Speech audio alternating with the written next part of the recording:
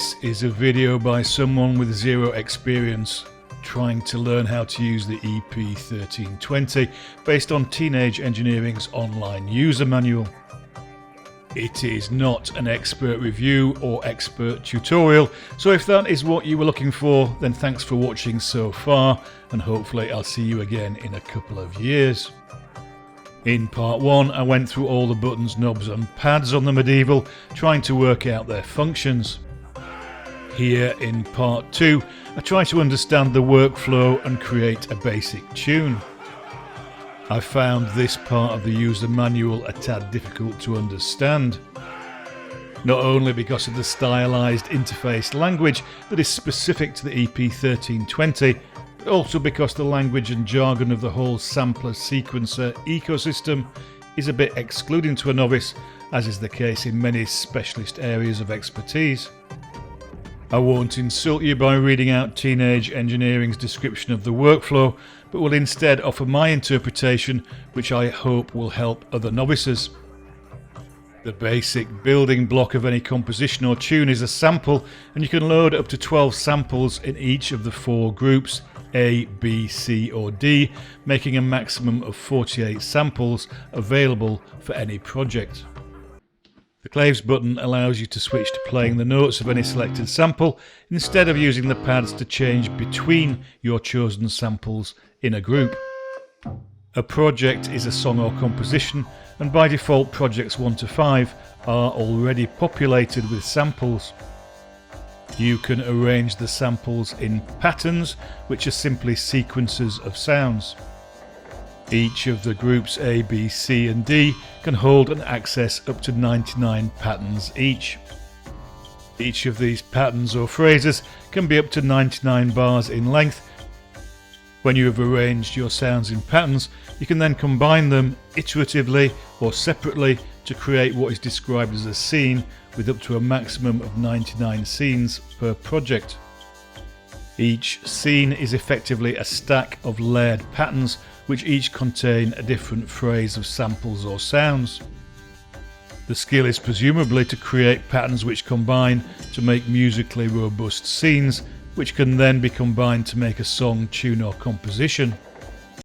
To make a very simple beat from scratch, I selected project slot number 7 by holding down the Manus button and selecting number 7 on the pads. It is recommended to load similar sound samples separately into each of the groups A, B, C and D, for example all drums in one, bass in another and so on. However, for my first trial of creating a tune, I only loaded a few drum samples into group A, bass into group B and instruments into group C to keep it super simple. The default setting is 1 bar per pattern, which I found to be a bit short, so to make it longer I held down codecs and pressed the plus button to increase to 4 bars per pattern. To load each sample, press Sonus, select a group and a specific pad, then use plus and minus to scroll through the default samples to select one and repeat up to 12 times to nominate each of the pads in the group. The screen shows the number of each sample. Pressing Manus again goes back to the main mode and the screen changes to 3 digits which equate to the bar, beat and step. To record a drum beat using group A samples, tap codecs and then Fabula, and after the 4-beat countdown, tap in the sample sequence you want. Press Fabula again to stop, or codecs if you want your beat to continue but stop the recording.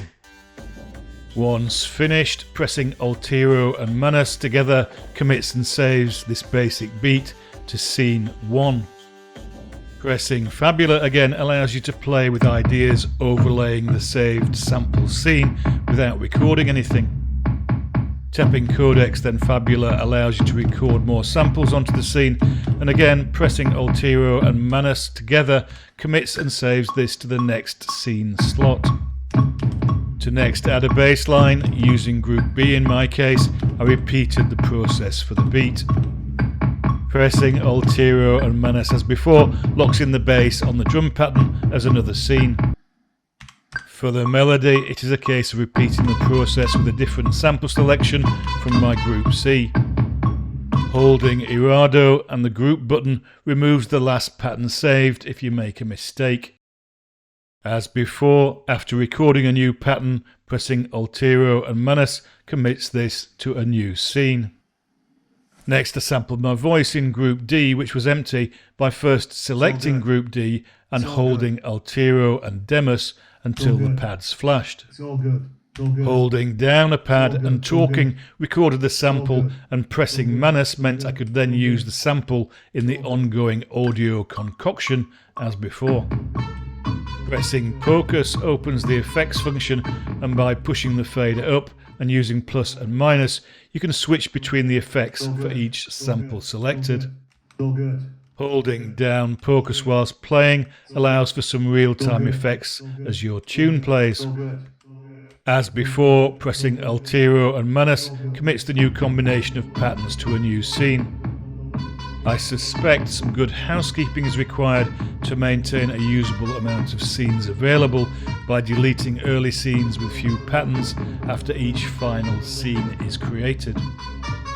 To create a longer composition, you can use the independent patterns and scenes in a string of combinations. To check the patterns and scenes created in this basic process, you can hold down the group buttons for the other three and slide the fader down to mute them.